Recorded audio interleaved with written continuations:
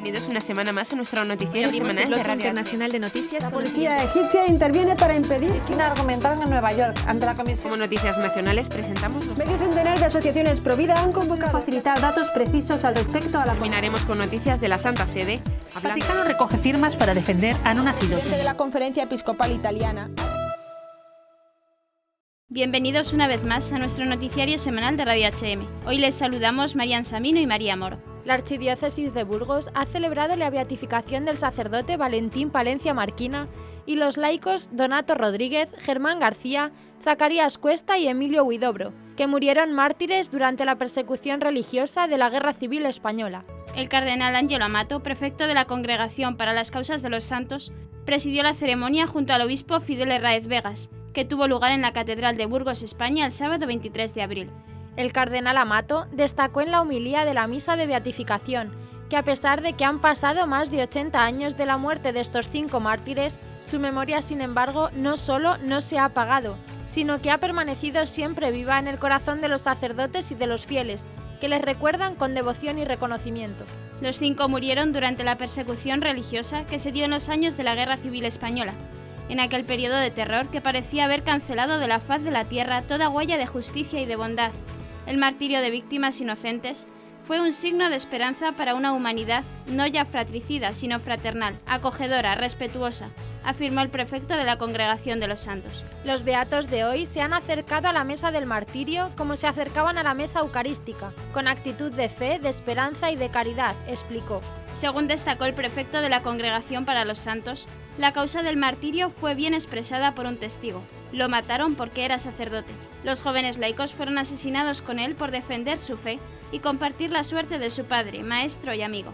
Los mártires hacen más bella y vivible la casa del hombre, invitando no solo a repetir el pasado oscuro y sangriento, sino a construir y vivir un presente luminoso y fraterno, afirmó el cardenal y destacó que los mártires a la arrogancia responden con la humildad, al egoísmo con la generosidad, a la venganza con el perdón, a los pensamientos de muerte con pensamientos y gestos de vida.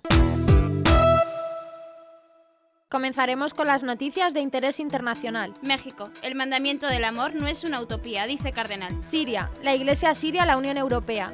La solución no es acoger refugiados, sino evitar que existan. Japón. Se publica el documental U con el samurái. Estados Unidos. Testimonio de la familia Mueller. Polonia. Niño nace 2 meses después de la muerte de su madre. Pasaremos después a las noticias nacionales. El Frente Popular va por los cristianos de Oviedo. 8 ciudades españolas celebrarán en mayo la Noche de los Testigos. Sacerdote en Irak. Para refugiados cristianos es más difícil llegar a Europa. La Fundación Andrés Marcio prepara la primera carrera contra la laminopatía. Y por último comentaremos algunas de las noticias más destacadas de la Santa Sede. Papa Francisco.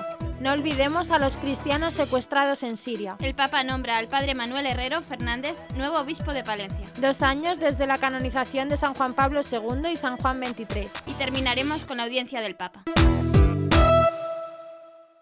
El arzobispo primado de México, cardenal Norberto Rivera Carrera, explicó que si bien la realidad actual puede ser cruda y complicada, eso no debe hacer que las personas pierdan la fe o la esperanza, sino que por el contrario deben vivir intensamente el mandamiento nuevo del amor de Cristo, que no es una utopía ni un sueño inalcanzable. En la homilía de la misa que presidió el domingo 24 de abril en la Catedral Metropolitana de Ciudad de México, el purpurado reflexionó sobre el mandamiento nuevo del amor del Señor, que se amen los unos a los otros como yo los he amado.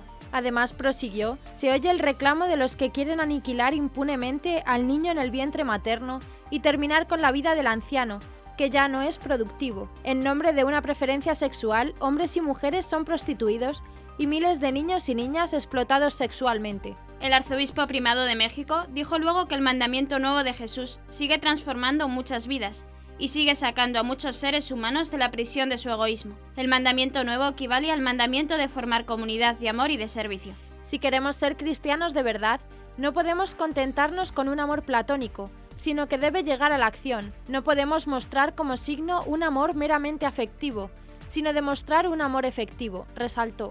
No amemos de palabra ni con frases, sino con obras y de verdad. Solo con el amor en las manos, hecho justicia, sacrificio, perdón, solidaridad, entrega y don, demostraremos al mundo que somos cristianos, discípulos de aquel que murió con las manos abiertas de tanto dar. Esto subrayó el cardenal Rivera No es posible por nuestras propias tendencias y capacidades. Por eso necesitamos alimentarnos continuamente del pan del amor, del pan de la vida que es Cristo Eucaristía. Abou Kacem es una de las voces más autorizadas para hablar del exterminio de los cristianos en Oriente Medio. Es vicario apostólico de Alepo, una de las ciudades que más ha sufrido la barbarie de estos años de guerra, destrucción y persecución, y durante una visita a Italia ha puesto en su sitio a la Unión Europea, Estados Unidos y la ONU. En Siria había 23 grupos étnicos y religiosos diferentes que podían ser comparados a un hermoso mosaico de colores. Ahora se trata de reducirlo a uno solo, la bandera negra islamista, afirma este religioso que denuncia el abandono del que están siendo víctimas en el mundo. Sobre Europa, Kacem afirma que aunque son vecinos y existen vínculos culturales, los sirios esperaban mucho más, especialmente en favor de la paz. En este asunto, el vicario apostólico entró de lleno en una de las grandes polémicas que sacuden Europa, la crisis de los refugiados. No pudo ser más claro al afirmar: ayudadnos a permanecer en nuestra casa. La mitad de nuestra población está desplazada, pero esperamos que los millones de sirios que han huido al extranjero vuelvan a casa. En su opinión, se deben tratar las causas para detener los efectos que se están produciendo con la llegada masiva de refugiados a Europa. Sin embargo, no se muestra muy esperanzado. No confiamos mucho debido a que la ONU ha concedido visados a los sirios a condición de que no volviesen en 5 años al país, asegura Abou Kacem, tal y como recoge Tempi. Sobre la situación de los cristianos, el vicario apostólico en Alepo afirma de manera tajante que hay un genocidio en curso que está provocando que los seguidores de Cristo estén en peligro de extinción. Y aquí vuelve a lanzar otro claro mensaje: Occidente no nos ayuda, no nos escucha ni quiere ver, sentenció. El documental Ukon el Samurái recoge la vida de Ukon Takayama, el señor feudal japonés que dejó de lado riquezas y honores para no renegar de Cristo. Su beatificación, que fue anunciada para el 2015, podría tener lugar finalmente el próximo año. Ukon nació en 1552, pocos años después de las misiones predicadas por San Francisco Javier. Su padre fue uno de los primeros católicos del país y bautizó a Ukon. Se trata de uno de los principales nobles samuráis de Japón del siglo XVI y una de las principales figuras del cristianismo japonés. Por su importante posición social, Takayama Ukon convirtió a muchos de sus vasallos. La directora del documental, Lia Beltrami, dice que muchos de los nobles japoneses se hicieron cristianos. Después, Takayama se convirtió en uno de los principales del imperio y todos sus siervos se convirtieron a la fe católica. Pero nada evitó que el samurái cristiano saliese del país por causa de una de las más duras persecuciones religiosas de la historia que asoló el país del sol naciente. Takayama se refugió por eso en Filipinas, donde se convirtió en uno de los principales católicos del país. Después de su muerte en Filipinas, Ukon fue honrado con funerales de Estado y fue reconocido inmediatamente como santo. Él era tan querido y tenido como un siervo fiel a Dios que los filipinos erigieron en su homenaje un monumento. Y en Filipinas, Takayama Ukon es conocido por todos los católicos más que en Japón. Al contrario de los nobles japoneses de su categoría, Takayama Ukon no practicó la costumbre pagana del harakiri. Él murió naturalmente por motivo de una enfermedad, sin embargo es considerado mártir, y eso por causa de la feroz persecución y tormentos por los cuales tuvo que pasar en defensa de su fe católica. Los promotores de la película documental tienen la esperanza de que la divulgación de la historia del samurái mártir ayude a los jóvenes japoneses a conocer su historia y así puedan tenerla como ejemplo. La beatificación de Takayama Ukon posiblemente será el próximo año. Kayla Mueller era una joven estadounidense que decidió viajar a Siria como cooperante para ayudar a las víctimas de la guerra y de los yihadistas. Con tan solo 26 años fue secuestrada por el Estado Islámico y tomada como esclava por su líder Abu Bakr al-Baghdadi, que la violó en repetidas ocasiones hasta que finalmente fue asesinada en febrero de 2015. El martirio de esta joven cristiana se pudo conocer gracias a que otras chicas que estaban corriendo su misma suerte consiguieron escapar y contar al mundo las atrocidades del Estado Islámico. Sus padres, Karl y Marsa Mueller, vivieron durante 18 meses con una angustia difícilmente descriptible, hasta que finalmente les llegó la noticia. Nos dijeron que Kayla había sido torturada, que era propiedad de al-Baghdadi. Contaba esta familia a la que habían informado desde el gobierno de Estados Unidos que su hija había sido casada con el líder terrorista. Todos comprendimos lo que eso significaba, dijeron los padres. Sin embargo, ni el terrorista más buscado del mundo, ni las vejaciones a las que fue sometida, consiguieron arrancarle la fe, su bien más preciado. Los padres de Kayla hicieron pública una carta escrita por ella en pleno cautiverio, pocos meses antes de morir, que muestran esta fortaleza fuera de lo común. No me he hundido, voy a seguir luchando. No tengáis miedo por mí. Gracias a Dios volveremos a unirnos, decía la joven en la misiva. Además, hablaba desde lo más profundo de su corazón a sus padres. Siento todo el sufrimiento que os he hecho pasar, perdonadme. Mamá, me decías que al fin y al cabo lo único que tenemos es a Dios. Estamos en un lugar en el que todo el sentido lo pone el Creador, y con vuestras oraciones me siento en manos de Dios. Apenas 4 meses después, Kayla moriría a manos de los yihadistas, pero su testimonio logró poner cara a la barbarie terrorista y poner en valor la fuerza de la fe de una joven que no llegaba a los 30 años. Desde su muerte, los padres de Kayla no han cesado en su empeño de rendir homenaje a su hija y llevar a todo el mundo los valores por los que ella luchó y murió. Nuestra relación con Dios no ha cambiado. Dios está siempre ahí con nosotros, siempre. Me preguntan si estoy enfadada con Él. A veces me dan que pensar, ¿debería estarlo? Pero no, Dios no me ha enfadado en absoluto. Como diría Kayla, el sufrimiento no es algo normal, expresaba Marsa Mueller. Esta voz es necesaria para combatir al Estado Islámico, para conocer el odio de este grupo. Por ello, este matrimonio también lucha a diario para conseguir acabar con el genocidio cristiano tal y como lo intentó su hija. El mundo tiene que unirse y poner fin a esta situación. Debemos presionar a los gobiernos para encontrar una solución, afirmaban sus padres. Bogtus es un bebé que ha nacido en Polonia 2 meses después de que su madre falleciera por un tumor cerebral. La mujer de 41 años sabía de su tumor hacía 10 años, sin embargo se había negado a operar por el riesgo que corría en el quirófano. Varios médicos polacos apuntaron a que la mujer, a pesar de su enfermedad, había tenido una vida normal, hasta que un día perdió el conocimiento. Estaba embarazada de 17 semanas. Los médicos le propusieron de nuevo la peligrosa operación que pondría en riesgo tanto su vida como la del pequeño, pero ella tuvo claro que lo prioritario era que su hijo naciera. De camino al hospital, la mujer falleció y los médicos ofrecieron a la familia la posibilidad de mantener el cuerpo de la madre activo para que el feto pudiera continuar el periodo de gestación. Sin mucha esperanza de que el procedimiento fuera un éxito, los médicos del Hospital Universitario de Breslavia aplicaron a la mujer de 41 años la respiración artificial mediante un ventilador, mantuvieron la presión arterial, alimentaron y medicaron para evitar infecciones. Los médicos esperaron lo suficiente para que el bebé pudiera sobrevivir y a la semana 27 Bogtus nació por cesárea. Muchos se han preguntado cómo han podido alimentar a un feto dentro de un cuerpo clínicamente muerto. El anestesiólogo de cuidados intensivos del Hospital Universitario de Breslavia, Andrés Kluber, que atendía a la madre, ha asegurado que tenían que extremar las precauciones para que la madre no cogiera ninguna infección y temían que los órganos empezaran a fallar. No teníamos experiencia de un mantenimiento tan a largo plazo de las funciones vitales de un paciente con daño cerebral irreversible, y no sabíamos si el bebé iba a sobrevivir, pero teníamos que hacer lo éticamente correcto. Por su parte, la jefa de neonatología de Breslavia, encargada de mantener con vida al bebé, ha asegurado que fue todo un éxito. Toda la familia quería que salváramos al bebé y lo conseguimos.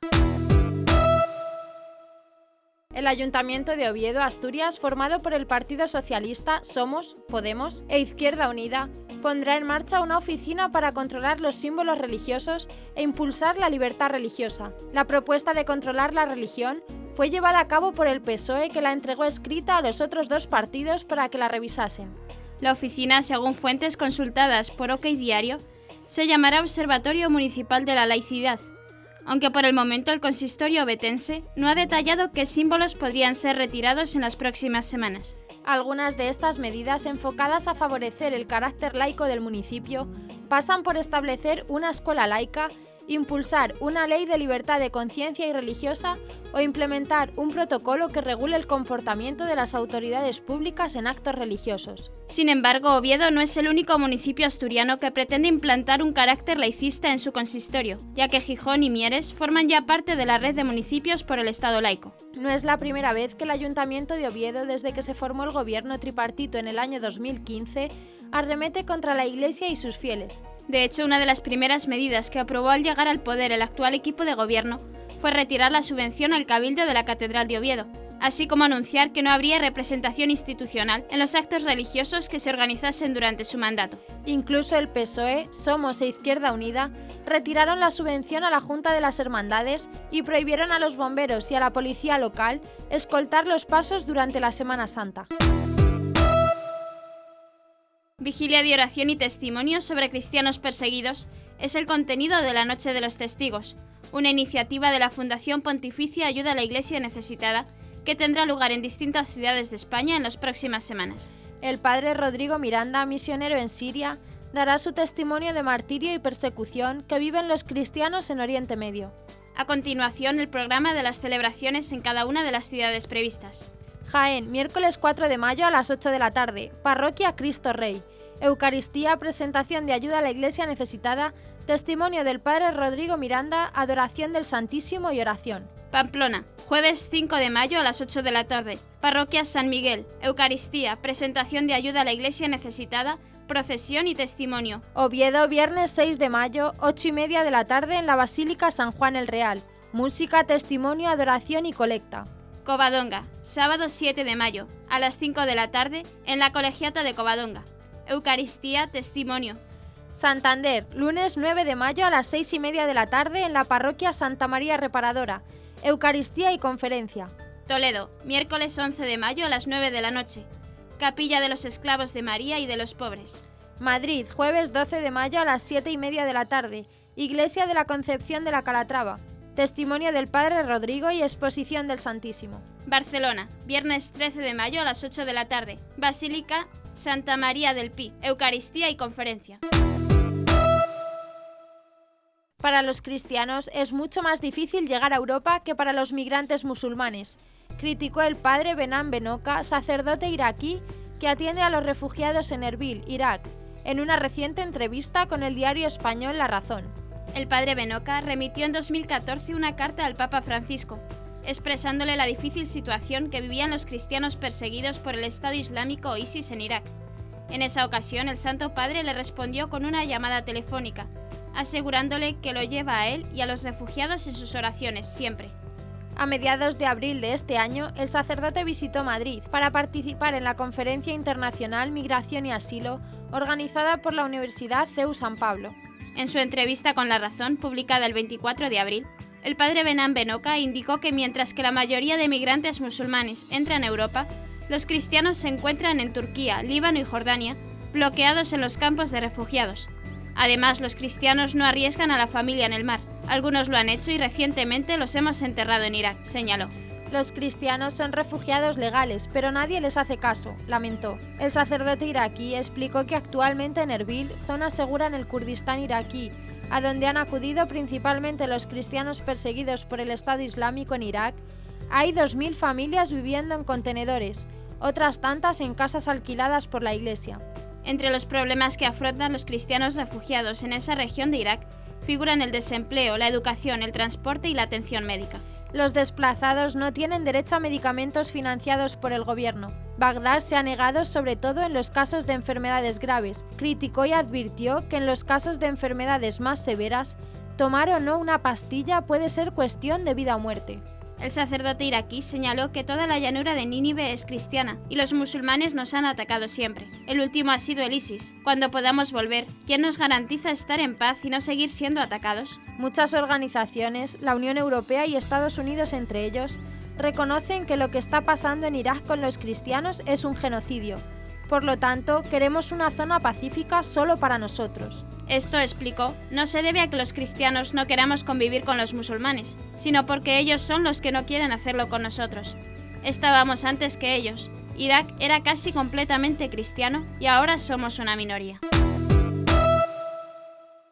La Fundación Andrés Marcio celebra el próximo domingo 22 de mayo la primera carrera contra la laminopatía, en el Parque Juan Carlos I de Madrid. El objetivo de la carrera es colaborar con un fin solidario, pues los beneficios que se obtengan irán destinados íntegramente a la investigación de esta enfermedad. La finalidad de la carrera es apoyar a la Fundación para conseguir prolongar la vida de los niños que se encuentran afectados por la laminopatía. Para ello se deben poner en marcha diversos ensayos clínicos que ayuden a encontrar una cura para esta enfermedad degenerativa, que causa distrofia muscular congénita e insuficiencia respiratoria y anomalías cardíacas. Esta enfermedad es muy rara dentro de las ya catalogadas como raras y de la que apenas se conocen 5 casos en España.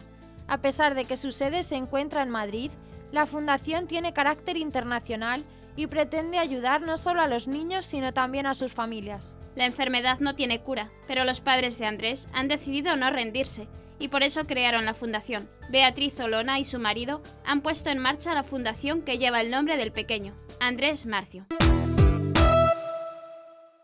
El Papa Francisco presidió el Regina Coeli después de la Santa Misa por el jubileo de los adolescentes en la Plaza de San Pedro. Desde allí mismo, el pontífice expresó su preocupación por los hermanos obispos, sacerdotes, religiosos, católicos y ortodoxos secuestrados desde hace mucho tiempo en Siria, a manos de los terroristas. Que Dios misericordioso toque el corazón de los secuestradores y conceda cuanto antes a nuestros hermanos ser liberados y poder regresar a sus comunidades.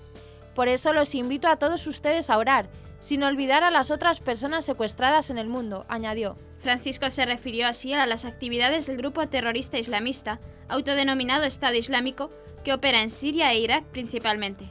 El Papa también recordó que fueron proclamados beatos en Burgos el sacerdote Valentín Palencia Marquina y 4 compañeros suyos asesinados por su fe durante la Guerra Civil Española. Alabemos al Señor por sus valientes testimonios y por su intercesión supliquemos liberar al mundo de toda violencia, invitó el pontífice.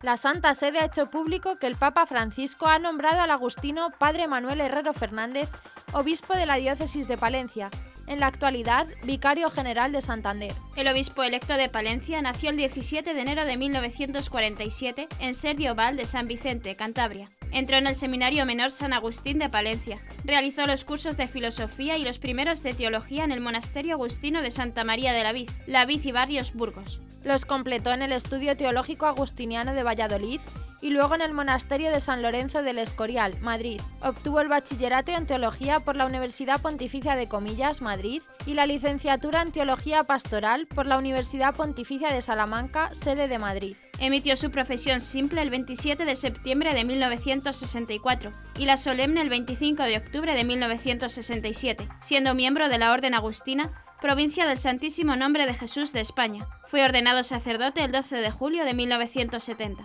Actualmente es profesor del Instituto Teológico de Monte Corbán desde 1999, vicario general y moderador de la Curia desde 2002 y párroco de Nuestra Señora del Carmen desde 2014. Del 22 de diciembre de 2014 hasta el 30 de mayo de 2015 fue administrador diocesano de Santander. Hace 2 años, el 27 de abril de 2014, el Papa Francisco declaró santos a San Juan Pablo II y San Juan XXIII durante una misa concelebrada por más de 1000 pastores entre cardenales, obispos y sacerdotes, incluyendo al pontífice emérito Benedicto XVI, y ante un aproximado de 800.000 peregrinos. En aquella ocasión, el Papa Francisco resaltó que en la convocatoria del concilio, San Juan XXIII demostró una delicada docilidad al Espíritu Santo, se dejó conducir y fue para la Iglesia un pastor, un guía guiado. Este fue su gran servicio a la Iglesia, fue el Papa de la docilidad al Espíritu. Mientras que a San Juan Pablo II lo definió como el Papa de la familia, él mismo una vez dijo que así le habría gustado ser recordado como el Papa de la familia. Me gusta subrayarlo ahora que estamos viviendo un camino sinodal sobre la familia y con las familias, un camino que él desde el cielo ciertamente acompaña y sostiene. Finalmente, el Papa Francisco pidió que ambos nos enseñen a no escandalizarnos de las llagas de Cristo, a adentrarnos en el misterio de la misericordia divina que siempre espera, siempre perdona porque siempre ama. La Santa Sede estimó que 500.000 de personas se concentró en la Plaza de San Pedro y las vías adyacentes, mientras que otras 300.000 personas siguieron el acto a través de las distintas pantallas gigantes distribuidas por la ciudad de Roma. Un total de 870 sacerdotes distribuyeron la comunión a los fieles y unos 2.000 millones de personas siguieron la celebración en todo el mundo. La parábola del buen samaritano centró la catequesis del Papa Francisco en la audiencia general de este miércoles, en la que invitó a actuar como él y tener compasión hacia el prójimo, ya que el sufrimiento del hombre no se puede ignorar. Estamos todos llamados a recorrer el mismo camino del buen samaritano, que es figura de Cristo. Jesús se ha inclinado ante nosotros, se ha hecho nuestro siervo y así nos ha salvado para que también nosotros podamos amarnos como Él nos ha amado. El Papa contó de forma breve la historia de cómo un hombre le pregunta a Jesús: ¿qué debo hacer para heredar la vida eterna? Y Jesús le pide que le responda él mismo y dice: amarás al Señor tu Dios con todo tu corazón, con toda tu alma, con todas tus fuerzas y con toda tu mente, y al prójimo como a ti mismo. Jesús le respondió a su vez: haz esto y vivirás, y le cuenta la parábola. Francisco comentó que en ella están representadas la figura de un sacerdote, un levita y un samaritano. Los dos primeros se encuentran con un hombre moribundo que ha sido asaltado por ladrones, quienes lo han herido. La ley del Señor en situaciones similares proveía la obligación de socorrerlo, pero ambos pasan junto a él sin detenerse, dijo. El Santo Padre explicó que no es automático que quien frecuenta la casa de Dios y conoce su misericordia sepa amar al prójimo. Tú puedes conocer toda la Biblia, puedes conocer todas las normas litúrgicas, puedes conocer toda la teología, pero del conocer no es automático el amar. Amar tiene otro camino, con inteligencia, pero tiene algo más. No lo olvidemos nunca. Frente al sufrimiento de mucha gente agotada por el hambre, por la violencia y las injusticias, no podemos permanecer como espectadores. Ignorar el sufrimiento del hombre significa ignorar a Dios, añadió. Por su parte, el samaritano, cuando ve al hombre herido, no pasó de él como los otros dos que estaban unidos al templo, sino que tuvo compasión. Los otros dos vieron, pero sus corazones permanecieron cerrados, fríos. En cambio, el corazón del samaritano estaba en sintonía con el corazón mismo de Dios. El Papa señaló que la compasión es una característica esencial de la misericordia de Dios, y el mismo verbo indica que las entrañas se mueven y tiemblan a la vista del mal del hombre. Escuchamos al Papa. Queridos hermanos y hermanas, con la parábola del buen samaritano, Jesús nos enseña que para heredar la vida eterna tenemos que amar a Dios sobre todas las cosas y al prójimo como a nosotros mismos. El amor cristiano es un amor comprometido que se hace concreto en la vida, en los gestos concretos de misericordia del buen samaritano. Reconocemos el modo de actuar de Dios que se ha revelado en la historia por medio de acciones marcadas por la compasión. Él no ignora nuestros dolores y sabe cuánto necesitamos de su ayuda, de su consuelo, y se hace cercano y no nos abandona nunca. El verdadero amor tampoco hace distinciones entre personas, sino que ve a todos como prójimos que necesitan de nuestra ayuda y cercanía. Por lo tanto, si queremos heredar la vida eterna, no podemos ignorar el sufrimiento de los hombres. Si lo hiciéramos, estaríamos ignorando a Dios. Saludo cordialmente a los peregrinos de lengua española, en particular a los grupos provenientes de España y Latinoamérica.